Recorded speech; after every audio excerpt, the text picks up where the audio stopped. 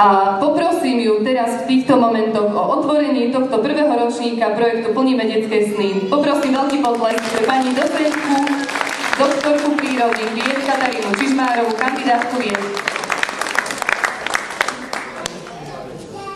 Vítajte, pani docentka, sme veľmi radi, že ste medzi nami. Poprosím vás o otvorenie tohto projektu. Nech sa páči. Dobrý deň, milí priatelia. Som veľmi rada, že myšlienka, s ktorou pred 2 mesiacmi pán Fizer prišiel za mnou, sa naplnila a stala sa skutočnosťou. Vianoce sú obdobím, kedy má každý z nás k tomu druhému bližšie a zamýšľa sa nad tým, čo je dôležité v živote. Určite do života sú potrebné aj tie materiálne veci.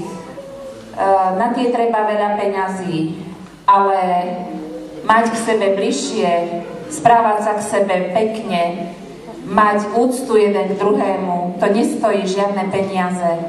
A Vianoce sú aj hlavne o tom, aby sme sa zamysleli nad zmyslom života, o tom, čo je pre nás dôležité a podstatné.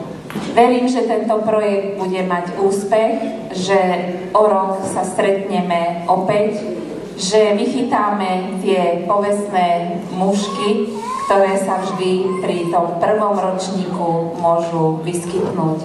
Prajem vám dnes naozaj krásne popoludnie a krásne a pokojné vianočné sviatky.